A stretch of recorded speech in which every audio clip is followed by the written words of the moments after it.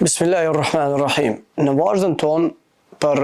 shpjegimin e disa fragmenteve nga jeta e shokëve të pejgamberit sallallahu alaihi wasallam, jemi tek Aliu radiallahu anhu, një njeri që ishte nga familja pejgamberit sallallahu alaihi wasallam, ishte djali i axhës pejgamberit sallallahu alaihi wasallam, i cili ishte fëmiu i parë i cili pranoi fen e Allahut subhanahu wa taala. Si një fëmijë vigjilent, një njeri i zgjuar në moshën e tij.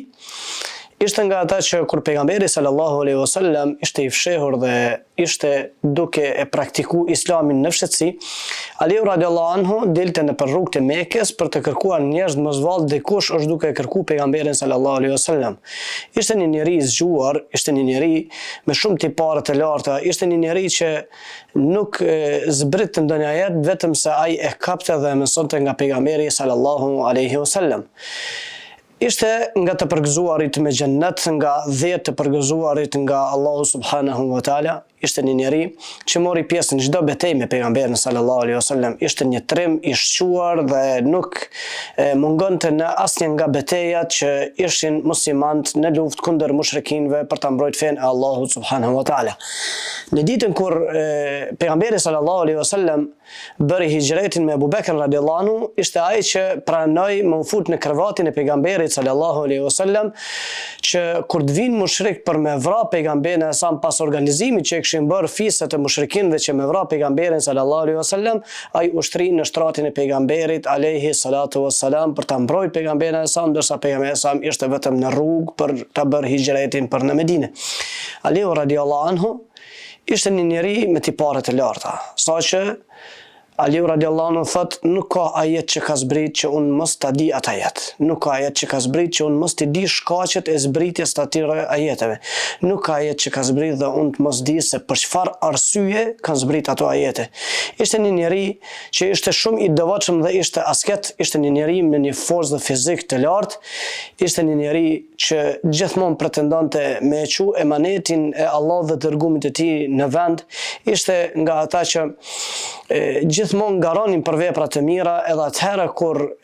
ishte duke u fal dhe një lyps kërkon të lemosh, ai e futte dorën e tij në xhepin e tij dhe i jepte sadaka lypsit duke qenë namaz. Gara për të arrit të parin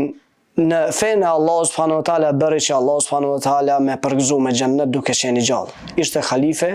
i drejt nga halifet e muslimanëve, i 4 më radh pas Abu Bekrit, Omerit, Othmanit radiallahu anhum,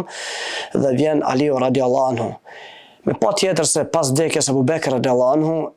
me khilafetin e Omerit e Othmanit radiallahu anhum, fillun dhe fitnet, sprovat në umetin musliman.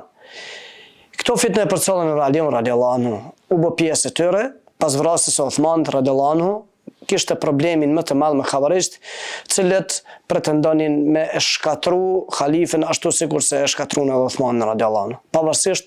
që Aliu radiallahu anhu nuk donte të luftonte, nuk donte që të derdhej gjaku i muslimanëve, nuk donte që në emër të fesë të shkatron grupet e muslimanëve, mirë po xhavarist e shfrytzuan rastin duke manipulu edhe Aliu radiallahu anhu edhe Muawiyen radiallahu anhu, cilët e kishin një konflikt të caktuar, pavarësisht që pretendonin për me ardhur deri te pajtimi dhe erdhën deri te pajtimi, mirë po këtë e shfrytzuan xhavarist për ta shkatruar Aliun radiallahu anhu. Mos më harru se vrasja e Aliut radiallahu anhu ishte nga xhavarist. Ishte një njeri që Omer radiallahu anhu në khilafetin e tij kishte marrë nga Egjipti, nga Misri, për me ia mësu Kur'anin njerëzve në Mekë dhe ishte tek dyert e haremit që i mësonte njerëzve Kur'anin. Mirë po me atë Kur'an ai e bëri që me shkatru muslimanët, pavarësisht që ishte i ngritur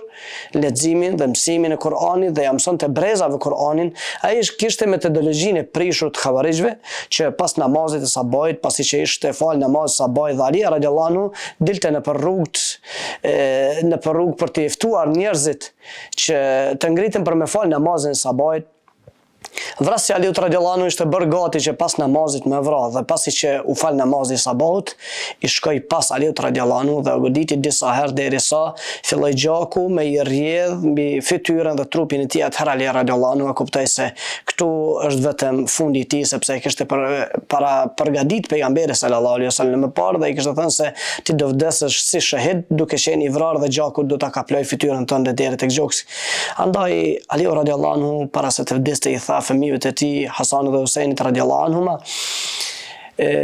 mos merrni asnjë mas për vrasin tim derisa unë mos të daj rrugt. Nëse unë jam i gjallë do të merrem unë personalisht me ta. Nëse unë do të des atëherë ju do të merrni me ta. Deri në atë kohë ushqeni me ushqimin që kam ngrënë unë dhe jepni me pi nga pijet që kam përdorur unë dhe strahoni aty ku jam strahu unë. Andaj Aliu radiallahu anhu pavarësisht që ishte i vrarë nga një doras që pejgamberi alayhi salatu wassalam i kishte cilësuar si qenë prej qenëve të xhehenemit,